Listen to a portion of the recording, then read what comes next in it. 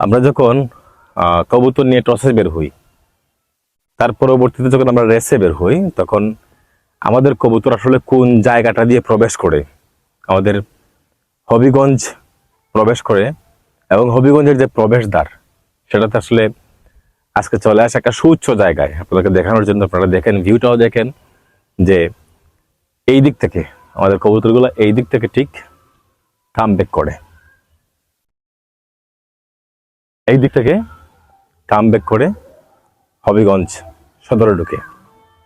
তো এই হচ্ছে বিষয় যে একটা আন্দাজ করা যায় না যে কেমন একটা জায়গা দিয়ে আমাদের কবুতরগুলো প্রবেশ করে।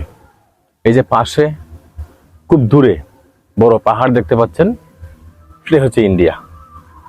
আর এটা আমাদের হবিগঞ্জ বিভাগ হিসাবে সিলেট।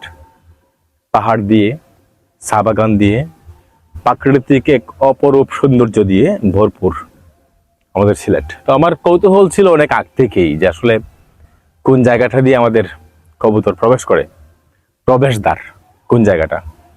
তো আজকে আপনাদের সামনে এসে প্রবেশদ্বারটা দেখানোর চেষ্টা করলাম, আর নিজেও মজা নিলাম। ভাবলাম যে আমি নিজে দেখার পাশাপাশি আপনাদের সাথে শেয়ার করে বিষয়টা, যে আসলে কোন জায়গাটা দিয়ে কবুতর আমাদের হবিগঞ্জে প্রবেশ করে।